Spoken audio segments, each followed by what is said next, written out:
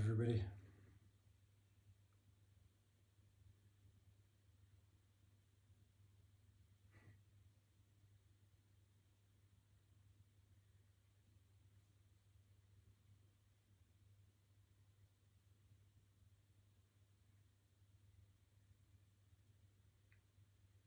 Non-duality is such a crazy thing to talk about.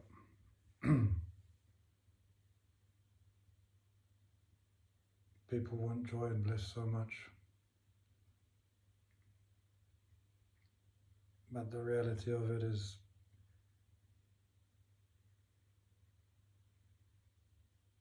a whole bunch of suffering is inevitable.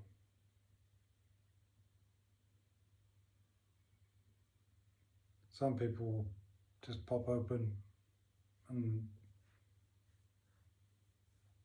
but every awakenings can happen in every possible form. So some people, there's no difference, you could say, between the before and the after, and others it radically changes the appearance of life, and there's everything in between. So no matter what is happening, it's okay. And I don't mean that lightly. If you're really struggling, if there's absolute total confusion or depression or fatigue, feeling bewildered,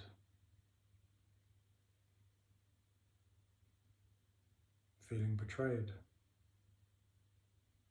grieving, it's all okay.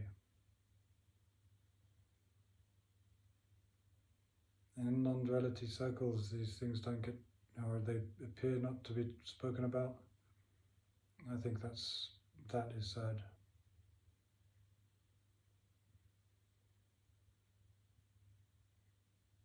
Because for me, in order to, when the false self was dying,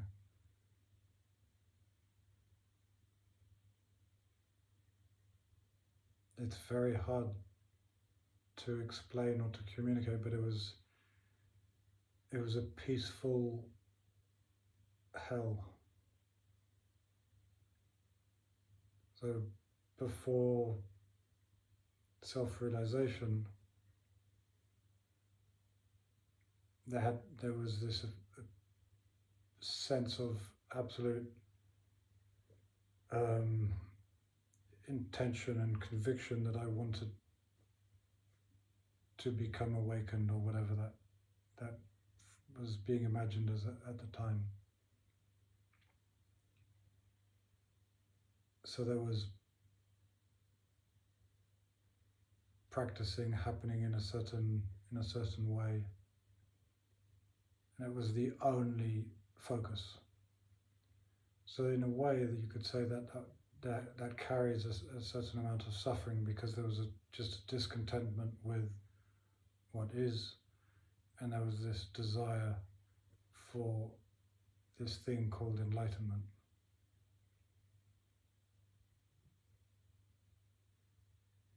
There's lots of meditation,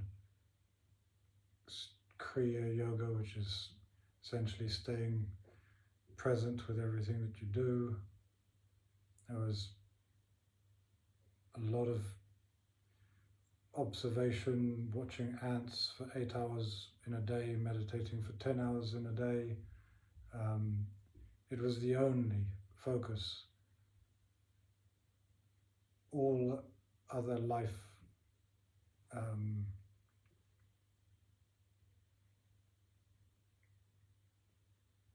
doings just fell aside. There was such a desire for it. So that happened for a while, and then quite a while. And then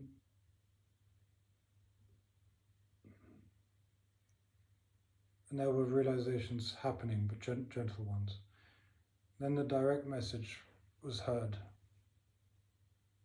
that this is it, and there's just nothing being everything. And it's funny because the first reaction was, nah, it can't be. But then there was this kind of knowing, like, but it is that simple. And then there started to be this seeing that, oh fuck, it's this simple. It's just the house around me, it's just the wood and the air and the plant and light. It's just this. And then there was this final kind of sense of, I can't be anything but what I am. I'm just this, whatever this is. I'm just this. Not some spiritual idea, I'm not good or bad, I'm this. And then the shift seemed to happen. The reason I explain this is because once the shift occurred, and it's literally not worth talking about, even though I'm talking about it, it's got no value whatsoever. But there was then this thought that now that this shift has happened and I'm the spaciousness, life is going to be cruisy, easy peasy.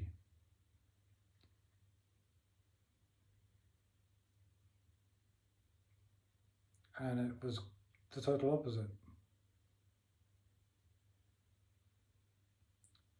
The way I can see it now, because you can only really realize these things once they've died. In a way, the self-realization when I became the nothingness, which is a weird way of speaking, but it was seeing that there was no outer world. Past and time and space were illusions. Hope was just part of this illusion of time.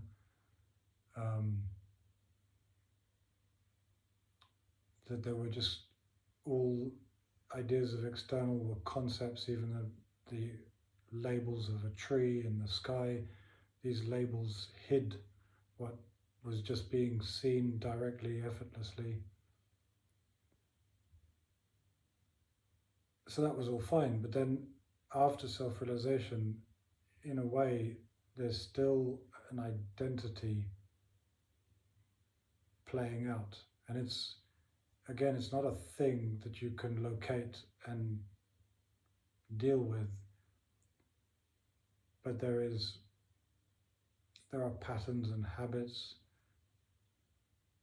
There are thought patterns, there are beliefs, and everything has to die, everything, down to absolute zero, nothing. So this had to play out. And life, being the teacher, brought me into situations and circumstances that allowed me to constantly learn, but to see that this is always it, this is it. And that the identity is a form of knowing.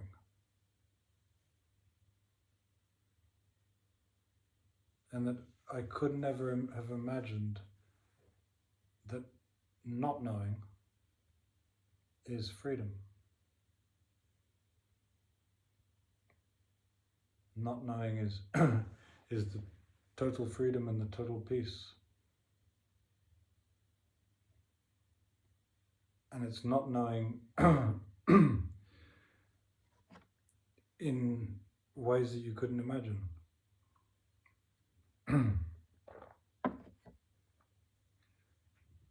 Because I just don't know, sorry, I don't know what this is.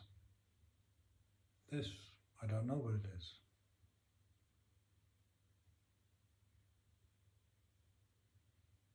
But everything had to die.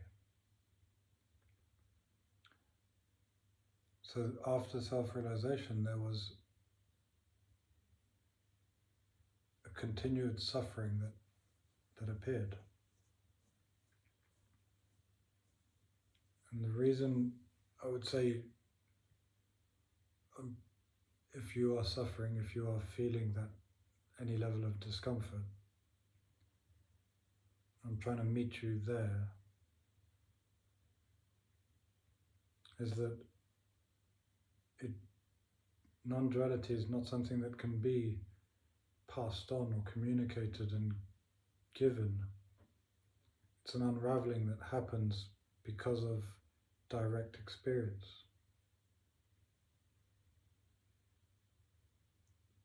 What we can call truth, but truth is just this.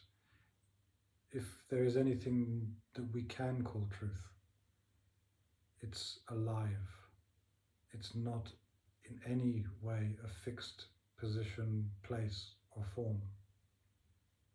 It's the aliveness here, this aliveness that's here right now. And that everything that we imagine that's not this will create suffering.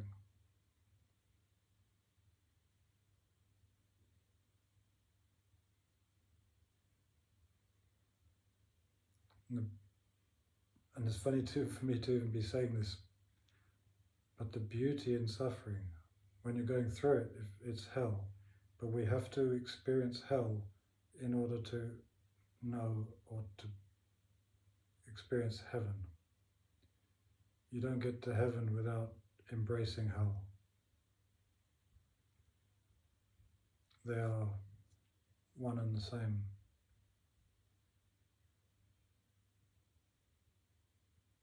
Obviously, hell is a conceptual idea, like heaven is a conceptual idea. So in the suffering, in a way, at the time, it's just awful because it's just dense and dark and heavy. And it doesn't matter the details of the suffering, it's whether it is, like I mentioned, the fatigue or depression or unworthiness or whatever label you can put. The mind, things will be passing through this system, energy. And because this is it, and this is the stillness experiencing the allness. The allness is just a constant moving energy. And there's no telling at any moment here whether there is energy of happiness, energy of sadness, energy of love. They all are welcome and they all pass through and they don't get blocked here. There's no more resistance. So suffering is when there is resistance to the natural passings of energy that we call joy, happiness, suffering, pain.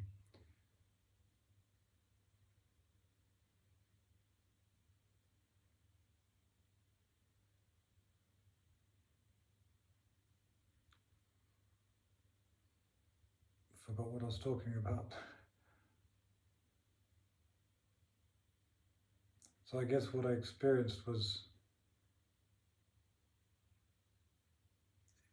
in the suffering, there was the ability to see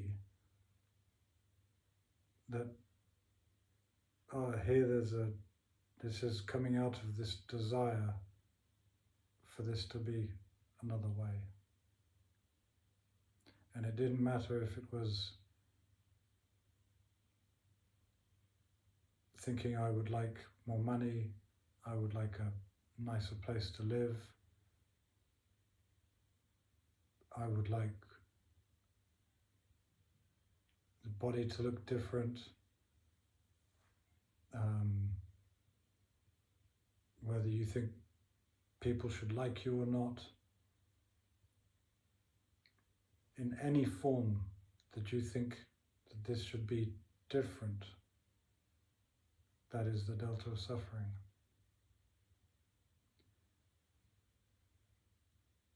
And when we've been a person for so long, there's been a habit of pushing down unwanted energy, uncomfortable, unwanted energy. So when the gate comes open, which is what you could call a self-realization shift, the door's wide open and everything can flow through, and all of the repressed darker emotions need to flow through. And they can't flow through until there's no more resistance. And I was surprised to even discover that how the identity, this illusory identity, the way that I see myself, which is now gone,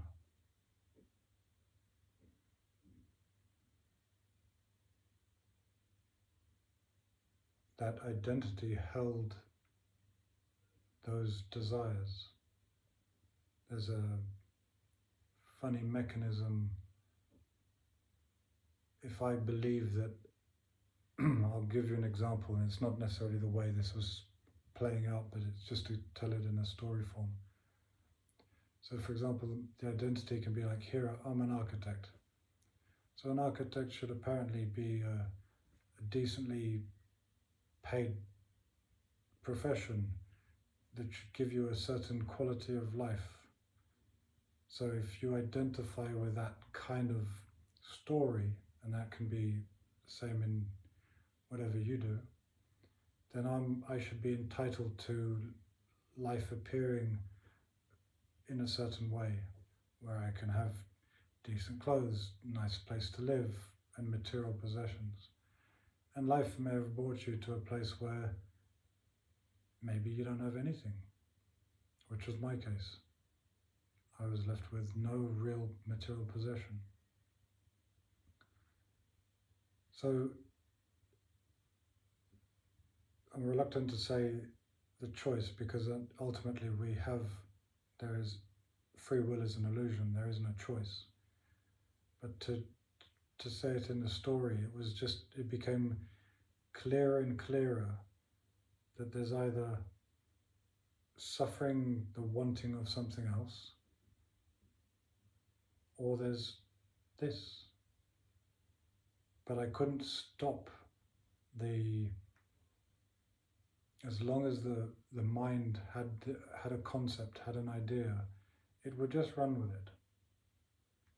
And then the suffering was felt.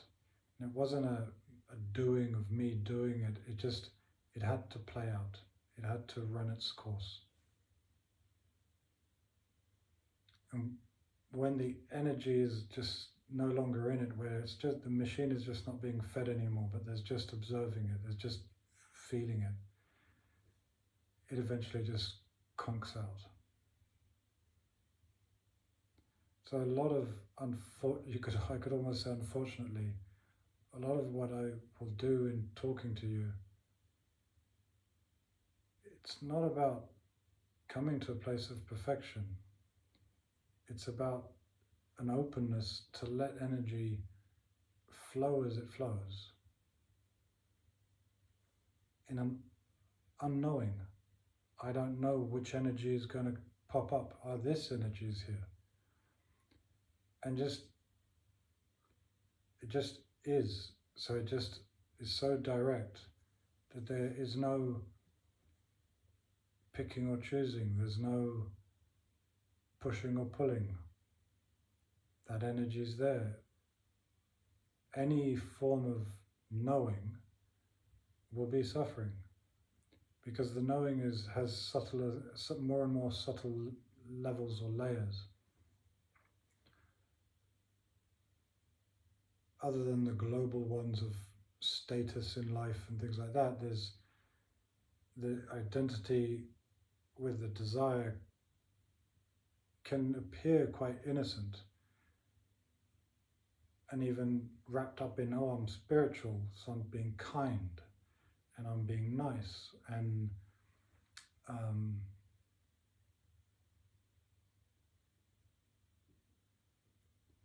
so many people who are in non-duality or in spirituality might think, well, why am I not experiencing love, joy, bliss? If it's not here, it's not here. What is. And that's okay. And it's really seeing that for yourself, that you're going to suffer the delta. If you're wanting something other than this, there is suffering. In this is peace.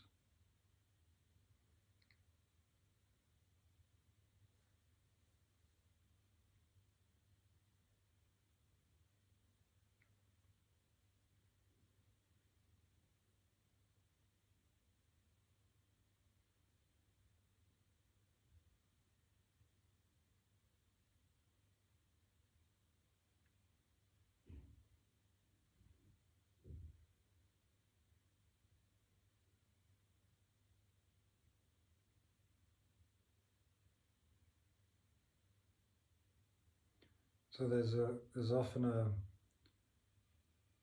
with the seeker, there's this movement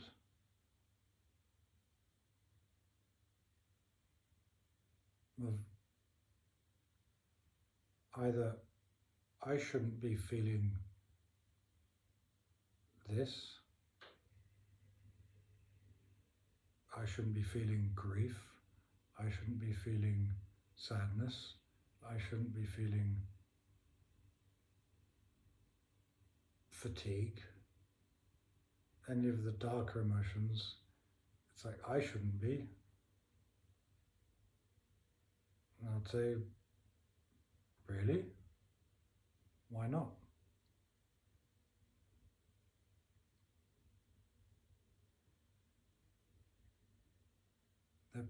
If there, whatever appears, of course it's valid.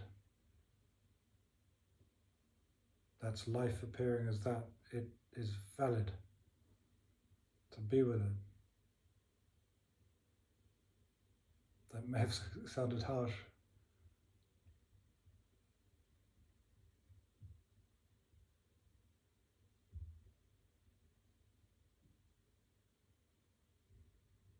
But there is no one that needs to embrace it, or needs to love it, or needs to be with it.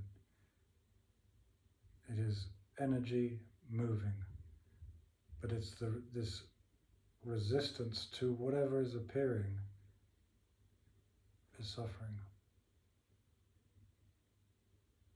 What we can't know, it's quite natural for that to really feel destabilizing, and you can worry about it, and it can feel really uneasy, which is kind of like an energy added on top of it. So there can be this feeling of, oh, I feel really sad. Then if the mind is saying, but I'm too spiritual, I shouldn't feel sadness, then there's more this added on top of that. Not only is this the sadness, now there's the guilt about the sadness, I shouldn't apparently be feeling sadness, and it just goes on and on and on. So it's just the simple, direct seeing that anything that arises in all of this ocean of love and life, whether it's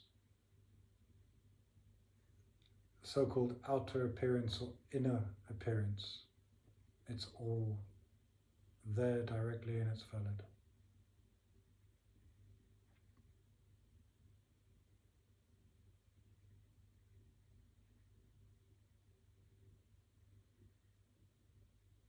And that if there's total peace here, it's also been blown in every storm, shed a million tears. It's all died because it was all okay. and then there's just an unknowing. I don't know. And that's what we're getting to. I don't know. I don't know what. So what was noticed here is that these energies, the heavier, denser energies, at first the mind was labeling them. It was, oh, this is sadness, oh, this is grief, oh, this is jealousy, oh, this is anger. And this is just trying to explain this. So the more these just were passing through and not resisted, the beauty about it was eventually it was seen that the mind had no control over this. It wasn't its role. And so the very labeling of energy ceased. Energy would rise that you just got to a point where I don't know what this energy is. Before, you could say the mind tries to label it. The reason it labels it is because it wants to fix it. But the mind can't fix the emotion. It can repress the emotion, but it can't fix it because the emotion was never wrong. It never needed fixing. And that's what we did as a person, as an ego. And it was just a constant movement in repression, in the sense of, I need to go to work, so I can't feel like this.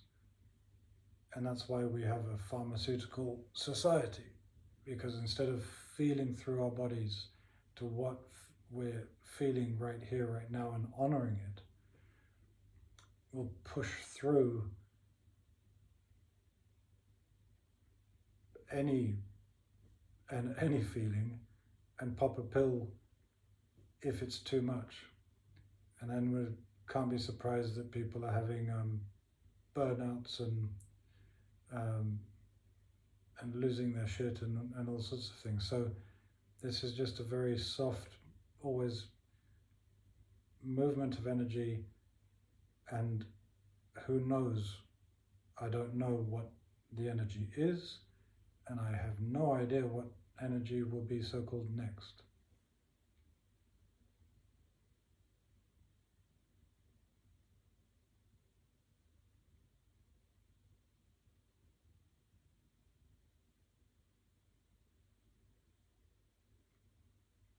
And the body becomes the only concern.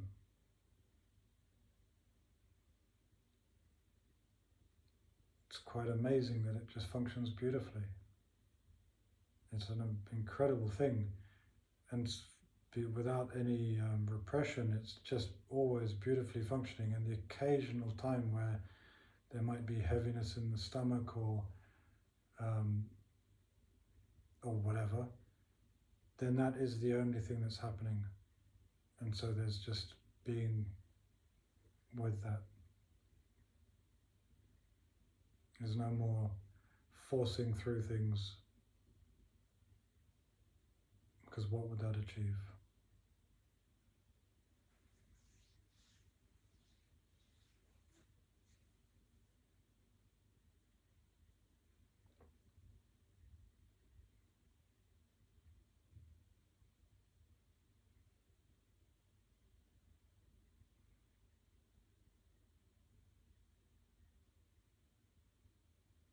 And I've tried to speak as openly as possible about this subject,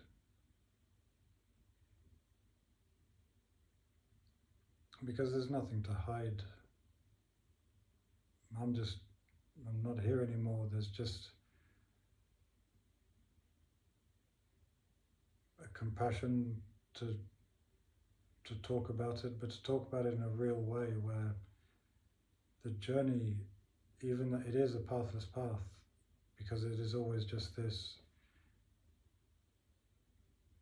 but we can't be fooled into thinking it's going to be a pleasure cruise. Now, for those who find it have no suffering, then great. They probably won't need to listen to much at all. Shifts will happen. but the crying is natural and it's perfectly okay. Feeling lost is perfectly okay. You really got to get rid of spiritual baggage. I find it can be so damaging. There was a period where,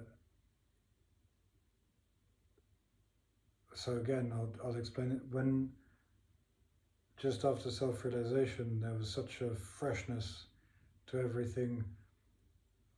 This body only needed, let's say, 4 hours sleep a night. And so for about a year or two, I was only sleeping about 4 hours a night and feeling all fresh and giddy and great. But when all of these heavier emotions needed to pass through the body, which took me by surprise because I didn't know or know why this was happening now at that point. And you think, oh, I'm free, I'm so spiritual. So it caught me by surprise, and the body just showed me that it just wanted to rest. And that, fuck this idea of being so spiritual that I only need 4 hours of sleep because I'm this awakened being. No, there is no awakened being. It's just life. And if the body is tired, honor that. And so I went through a few months of sleeping 12 hours, which was completely shocking to me. It was so opposite. And this is also the beauty of life teaching us all the time, is that there was no position to ever take. A positionless position is it's okay as much if this body needs to sleep 4 hours or not at all, which happens occasionally, or if it needs to sleep till midday. Couldn't care.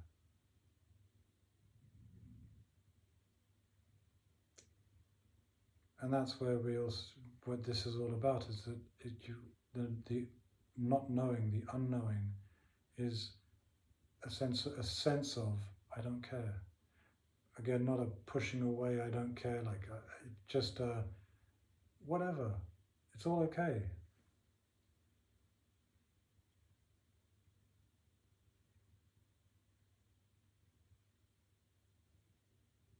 And things happen to us that we couldn't have ever possibly planned. That in becoming free, how could we ever have conceived of going through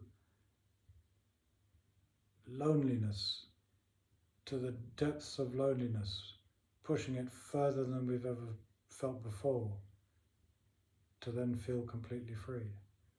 Or feeling sadness and sad and sad and sad and sad, to feel free from sadness. All of these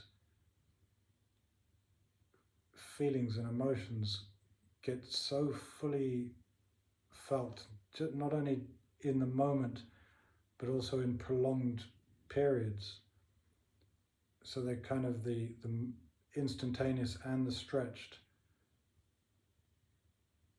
It's like we discover what these feelings, emotions are fully. And then the entire nervous system is at total peace with all of these different feelings and emotions, what we can call energy. But it can't be like that if it, in a way, hasn't experienced the full extent directly of these emotions. And so, as far as I know, awakenings happen in so many different ways. But there's the part of going into emptiness, which is kind of like heaven, but then we really become regrounded into the earthly, the human, and not escaping any part. So I guess I'll finish on that because I've probably been talking for a while now.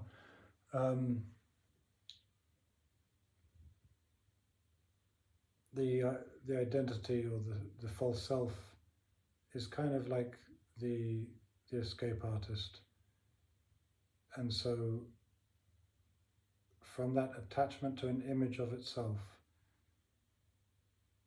and happens so unconsciously when it's there, is that there's always this illusion that I shouldn't be, I shouldn't be, I shouldn't be. If it's happening, yeah, it should. So I shouldn't be feeling this. That shouldn't be happening to me. Whatever is here is here. And here is freedom.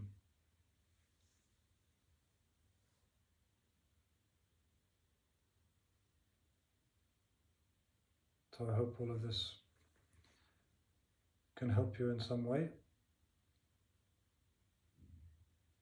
Write down any questions you would like in comments, and I can talk about any questions in future videos, or we could do Zoom calls if you want to go through anything in particular. So, peace and love to all. Thanks.